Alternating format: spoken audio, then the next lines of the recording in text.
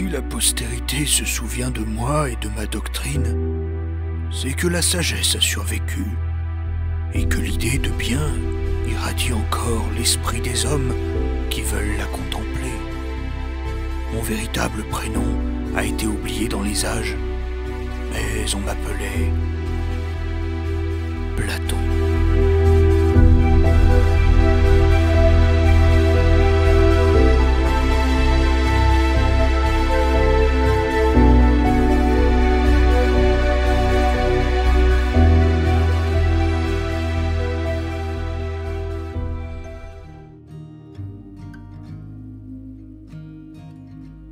Je suis né en 428 avant Jésus-Christ, dans la ville la plus belle à mes yeux, Athènes. Je suis issu d'une famille légendaire. Un de mes ancêtres est Codros, le dernier roi de la ville, et par ma mère, je suis lié aux intrigues politiques de la cité. Sans vouloir me vanter, j'étais plutôt bel homme. Mon surnom d'ailleurs, Platon, signifie « larges épaules », car j'avais une belle carrure, et c'est mon professeur de gymnastique qui m'avait donné ce patronyme. J'avais fait sa fierté en remportant 2 prix aux Jeux Olympiques dans la catégorie lutteur. J'ai toujours gardé cet esprit combatif et endurant, même lorsqu'il s'agissait de philosophie. Je possédais une belle plume, et je voulais d'ailleurs concourir pour la tragédie grecque, devenant par là poète de la cité. Ma jeunesse a été aussi colorée par la musique, seule éducatrice des passions et première saisie de l'ordre. J'en étais passionné, presque autant que la vie politique. Je m'imaginais sorti de l'enfance et de l'adolescence, immédiatement affairé aux activités de la cité. J'en ai même eu l'occasion. À la fin de la guerre du Péloponnèse qui nous opposait à Sparte, Lysandre désigna 30 magistrats qui devaient régner. 30 tyrans, dont faisaient partie 2 de mes oncles. Ils me proposèrent de les rejoindre. Mais les 30 mirent à mort plus de 1500 citoyens dans le but de récupérer leur fortune. Ce fut ma première, mais néanmoins cuisante déception en politique. En effet, sans vertu, sans personne digne de confiance, l'art de gouverner devient la pire des pourritures dans le monde humain. Mais ceci, je ne le compris que plus tard.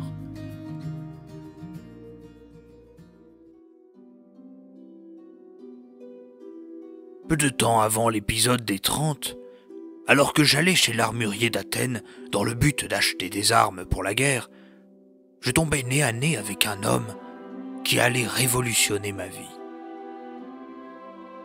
J'avais 20 ans, il en avait 63. Il n'était pas beau en apparence, mais avait ce feu dans le regard. Il me scrutait avec un demi-sourire aux lèvres et me demanda « Pour qui vas-tu te battre, Platon ?»« Pour la cité, » lui répondis-je. « Vas-tu tuer ?» me questionna-t-il. « Sûrement. »« Alors laisse-moi te poser une question. Éprouves-tu de la joie à l'idée de tuer pour la cité ?»« Oui et non. » arguai-je. « Oui, j'éprouve de la joie à défendre la cité. Mais non, je n'éprouve pas de joie à tuer. » « Donc, ce qui te met dans la joie, Platon, c'est de servir la cité. » »« En effet. »« Ainsi, mieux tu serviras la cité, plus tu éprouveras de joie. »« C'est indéniable. » lui répondis-je.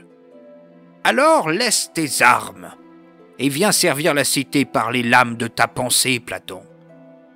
Laisse aux guerriers la joie de tuer et viens apprendre à donner la vie en faisant accoucher les esprits. » Ces paroles m'ébranlèrent, et je résolus de ne pas rejoindre l'armée, mais de suivre cet homme. Je rentrai chez moi, je brûlai toutes mes tragédies et abandonnai dans mon cœur mes rêves de gloire guerrière. Pendant 9 ans, je fus le disciple de ce maître qu'était Socrate. Ce furent des années bénies des dieux. Morale, dialectique, maïeutique, tout cela, je l'observais, se déployant par l'activité d'un seul homme. Son courage m'apparaissait tellement manifeste. Lorsque, par exemple, les 30 lui demandaient de collaborer à leurs méfaits contre Léon de Salamine, lui demandant d'aller le chercher pour le mettre à mort. Mais mon maître refusa d'obéir, préférant courir le risque de tout endurer plutôt que d'être associé à leurs œuvres impies. Mais là où nous l'aimions, d'autres le détestaient.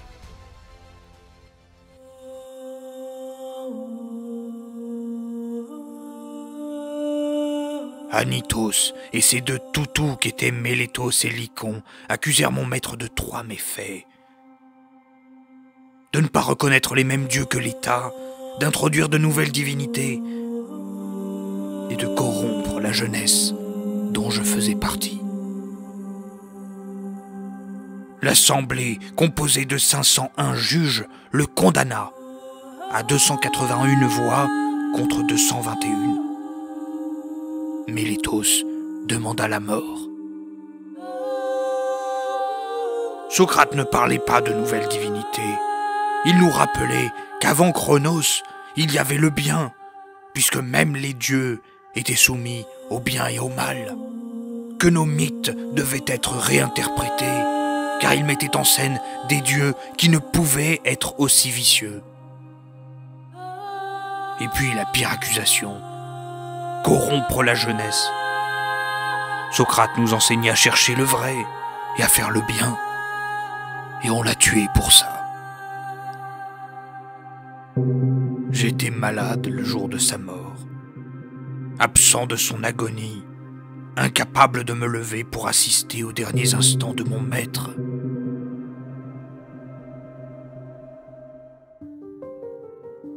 Suivit une vague de persécution contre les disciples de Socrate, et je me réfugiai chez l'un d'entre eux, Euclide de Mégare. J'étais abasourdi. Je ne pouvais croire que l'on avait tué, qu'Athènes avait tué, celui que la Pythie avait désigné comme le plus sage de la cité. Il fallait que je parte, loin, pour remettre de l'ordre dans ma vie.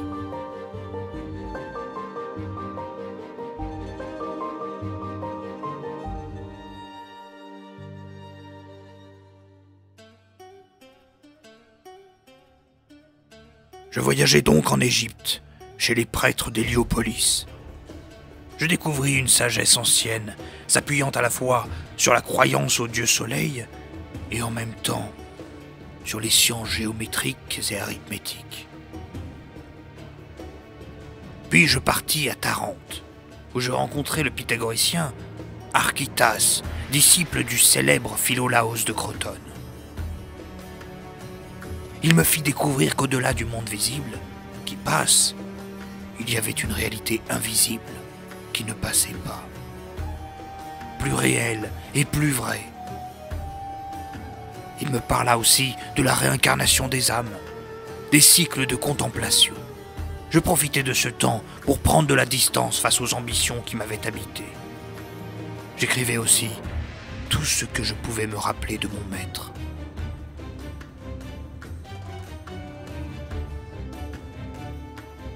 Avant de revenir à Athènes, le roi de Syracuse, Denis Ier, m'invita à sa cour pour y séjourner et que je devienne son conseiller. Je voyais une occasion de pouvoir faire coïncider le monde politique et la contemplation philosophique. Mais la vie de cour et ses débauches me répugnaient à l'excès. Denis en prit ombrage et me fit embarquer de force par un navire qui me débarqua dans la ville d'Égine pour m'y vendre comme esclave, alors même que cette cité était en guerre contre Athènes. C'en était fini de moi. L'esclavage, puis la mort m'attendaient. Mais par la volonté des dieux, Anicéris, membre d'une école socratique, me délivra en me rachetant.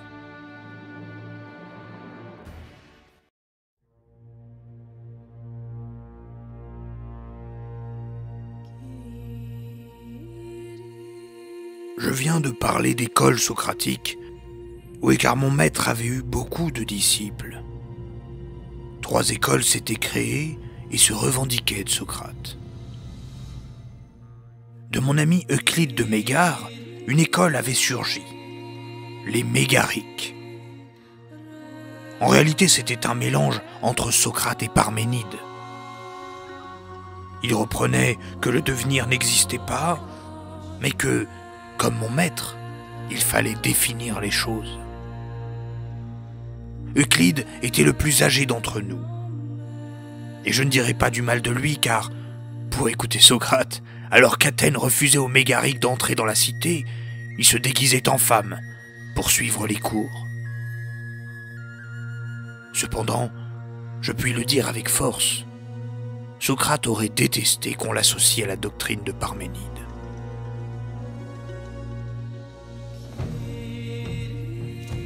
Un autre groupe de disciples de Socrate s'était rassemblé autour d'Antisthène.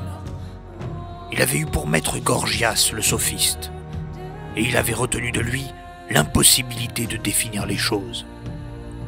En revanche, il gardait de Socrate sa fermeté de caractère et sa vertu. Il fonda donc l'école des cyniques, qui érigerait le mépris des conventions en une loi à respecter. Cependant, mon maître Socrate aurait hurlé d'être rattaché à des gens refusant de pouvoir définir comme Gorgias. Enfin, Aristippe de Cyrène fonda l'école des Cyrénaïques. Il considérait le plaisir comme la seule finalité possible. Il se revendiquait de Socrate et de Protagoras. De ce dernier, il retenait que seul le sens rejoint le vrai, et de Socrate, que la vie doit avoir une finalité. Ces hédonistes n'avaient rien compris de Socrate.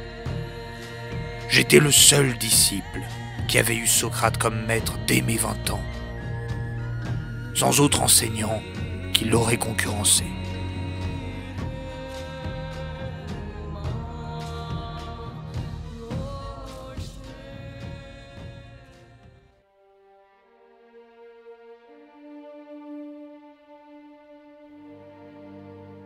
Après mon échec à Syracuse, de retour à Athènes, je voulus créer ma propre école, qui, par l'enseignement de Socrate et de toutes les sciences, préparerait les jeunes à la carrière politique, par l'amour de la sagesse et de la vertu. J'installai cette école dans le gymnase d'Académos. Ainsi, en 387 avant Jésus-Christ, je fondai l'Académie. Comment vous décrire ce qu'on y vivait? Déjà, l'école était en dehors de la ville, à 1,5 km au nord-ouest. Une enceinte l'entourait, la protégeant du vent comme des regards des curieux. Un immense jardin, un sanctuaire d'Athéna, plusieurs hôtels, des salles de cours et de sport, des habitations et une très grande bibliothèque composaient ce lieu. Je me suis même permis de faire rajouter une statue d'Apollon, défenseur de Delphes et des arts. Et j'ai dédié un hôtel aux Muses. L'enseignement y était gratuit. Les étudiants avaient à charge uniquement ce qui les concernait, la nourriture, le logement. Mais personne ne devait payer un maître. Hommes et femmes, Athéniens et Métèques sont admis parmi les étudiants. Je dispensais 2 types de cours. Au gymnase pour les débutants et dans ma maison pour les étudiants avancés. Je me rappelle une leçon qui avait déçu tout le monde. J'avais annoncé que je parlerais sur le bien. Et beaucoup avaient fait de la publicité en pensant que je parlerais de la richesse, de la santé et d'autres biens humains. Je leur avais parlé de l'un, de mathématiques et de géométrie. Ils étaient tous rentrés avec une tête défaite.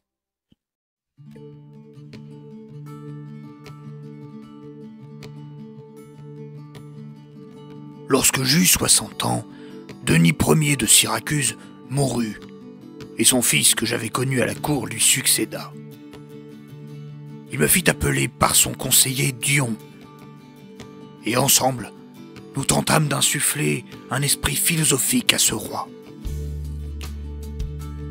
Plus le temps passait, plus Denis était rétif à nos remarques et à nos invitations. Il accusa Dion de comploter contre lui, et il finit par bannir son conseiller. Il m'emprisonna dans une citadelle. Il fallut que j'attende 1 an que Syracuse entre en guerre contre les Lucaniens pour que Denis me laisse enfin partir. Je revins à Athènes, mortifié une nouvelle fois de mon échec politique. Lorsque j'arrivai à l'académie, je me rendais compte que mon remplaçant, Eudoxe de Cnide, avait modifié quelques éléments assez pertinents de ma doctrine, et cela entraîna une crise intellectuelle en moi. J'étais assez habitué des remises en question, mais celle-ci était particulièrement forte, car elle m'amenait à repenser ce qu'on a appelé plus tard ma théorie des idées. Lorsque j'avais 63 ans, un étudiant intégra l'académie, et je trouvais en lui un véritable ami. Plus petit que moi, assez fin et avec un léger défaut de prononciation, il m'édifiait par sa rigueur et la vivacité de son esprit. Il n'était malheureusement pas athénien, mais cela ne m'empêchait pas de le surnommer le Logos de l'Académie. Son nom Aristote. En 361, Denis le Jeune me demanda à nouveau à la cour, en promettant que si j'acceptais, il lèverait la condamnation à l'exil de Dion. Je repartis donc une 3e fois pour Syracuse. Malheureusement, Denis ne tint pas parole et me retint prisonnier dans des conditions déplorables. Je crus que ma vie allait finir. Pourquoi y étais-je retourné, me direz-vous? Tout d'abord, par amitié pour ce cher Dion.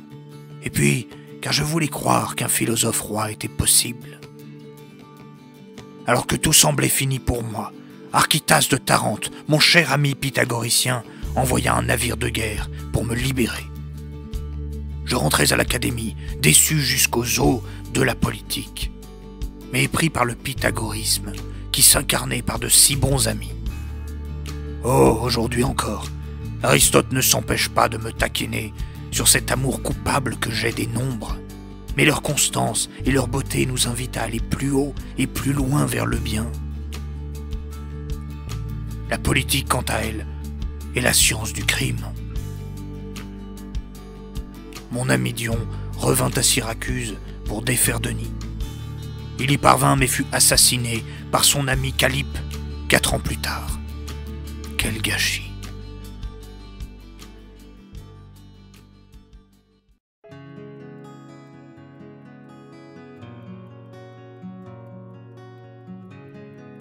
Me voici âgé de 81 années, et je vis une vieillesse paisible dans mon jardin, mon école, au milieu de ces étudiants qui sourient à l'aube de leur vie, au vieillard que je suis qui en atteint le crépuscule. Je suis tenté parfois de regarder ma vie comme un échec. Depuis ma jeunesse, j'étais conquis par la politique, mais elle m'a toujours trahi. Pourtant, lorsque je regarde par la fenêtre et que je vois Philippe avec les étudiants de première année, ou lorsque j'entends Aristote enseigner la logique avec la verve d'Apollon, et enfin lorsque je repense à mon cher Socrate, parlant à tous gratuitement, je me dis que je ne suis juste qu'un passeur, un passeur de savoir, et donc que ma vie n'est pas si importante. Il y aura des coureurs pour prendre le relais. Pendant ce temps, je contemplerai le bien. Mon âme ira visiter le royaume des Aïdos, et je verrai enfin l'un, l'être, le vrai. Je dois lâcher la plume pour me rendre chez Pyrrhon qui se marie. J'espère pouvoir parler comme mon maître au banquet. J'espère pouvoir parler de la seule chose qui compte en définitive. J'espère pouvoir parler de l'amour.